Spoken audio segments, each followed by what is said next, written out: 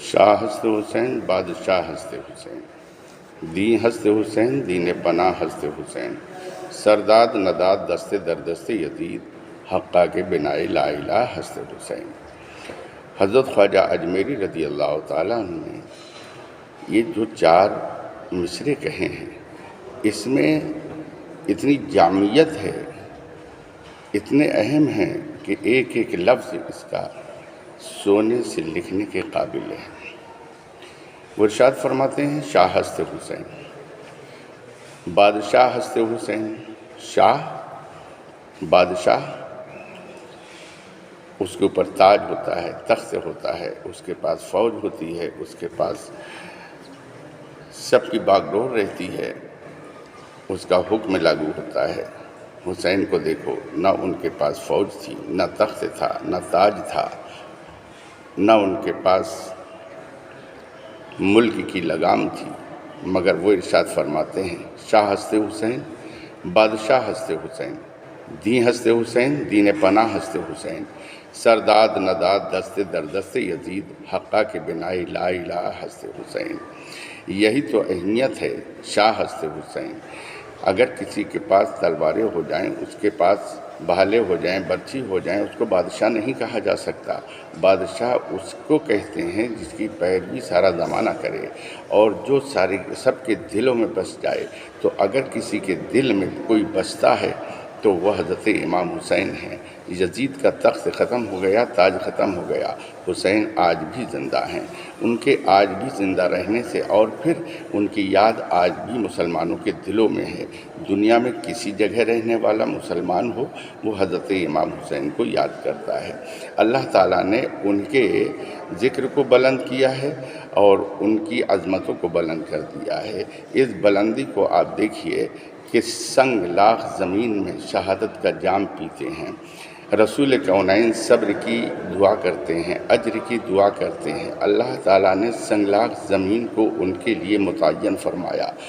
اللہ نے شہادت کا ذکر فرمایا، رسول نے شہادت کا ذکر فرمایا اور بلندی عطا فرمائی، کبھی کاندھوں پر، کبھی پشت مبارکہ پر، اور کبھی ان کو چوم کر کے اور کبھی ان کا بوسہ لے کر کے اور انہیں عظمت بیان کر کے ان کی بلندی عطا فرمائی۔ اللہ تعالیٰ نے جنت کے جوانوں کا سردار حضرت امام حسین کو بنایا۔ تو آج آپ دیکھ رہے ہیں کہ حضرت حسین سے محفلیں جگمگا رہی ہیں۔ بادشاہ ہیں حسین، سرداد نداد دست در دست یزید، سر تو دے دیا لیکن یزید کے ہاتھ میں بیعت نہ دی۔ اس کی وجہ کیا ہے کہ یزید یہ چاہتا تھا کہ مجھے نیابت نبی مل جائے، رسول کے نواسے یہ کیسے گوارا کر سکتے تھے؟ اس لیے حسین نے اپنا سر تو دے دیا لیکن اپنے ہاتھ نہیں دیے، کیونکہ ہاتھ جاتا تو زمانہ یزید کو ماننے لگتا، ہاتھ جاتا تو وہ بیعت کا اقرار کرتا۔ اس لیے حسین نے ہاتھ نہیں دیا، سر کٹا دیا سجدے میں۔ تو یہ بلندیاں ہیں حضرت امام حسین کی۔ حضرت امام حسین ہمارے دل میں زندہ ہیں، زمانے میں زندہ ہیں۔ رب ارشاد فرماتا ہے وَلَا تَقُولُوا لِمَنْ يُقْتَلُ فِي سَبِيلِ اللَّهِ أَمْوَاتٌ بَلْ أَحْيَاءٌ وَلَكِنْ لَا تَشْعُرُونَ۔ اللہ کی راہ میں جو شہید ہو گئے ان کو مردہ نہ کہو بلکہ وہ زندہ ہیں۔ آج آپ دیکھیں یوم عاشورہ کل ہے، یوم عاشورہ میں روزے رکھتے تھے۔ یوم عاشورہ کی افضلیت بڑی اہم ہے۔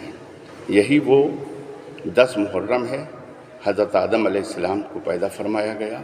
یہی وہ 10 محرم ہے جس میں نوح علیہ السلام کی کشتی جودی پہاڑ پر ٹھہری۔ یہی یوم عاشورہ ہے جس میں حضرت عیسیٰ علیہ السلام کو چوتھے آسمان پر اٹھایا گیا۔ یہی وہ یوم عاشورہ ہے جس میں فرعون کو غرق کیا گیا اور حضرت موسیٰ کو نجات ملی۔ یہی وہ یوم عاشورہ ہے جس میں حضرت ایوب علیہ السلام کا مرض ٹھیک ہوا۔ یہی وہ یوم عاشورہ ہے جس میں تمام نبیوں کو آزمائشوں میں ڈالا گیا۔ یہ بڑا اہم ہے، شروع سے یہ یوم عاشورہ منایا جاتا رہا، لیکن یوم عاشورہ کو جو بلندی حاصل ہے وہ حضرت امام حسین کے نام سے اللہ تبارک و تعالیٰ نے اسے بلندی عطا فرما دی کہ جب حضرت امام حسین کو یاد کیا جائے گا تو یوم عاشورہ یاد کیا جائے گا، یوم عاشورہ کو یاد کیا جائے گا تو حضرت امام حسین کو یاد کیا جائے گا۔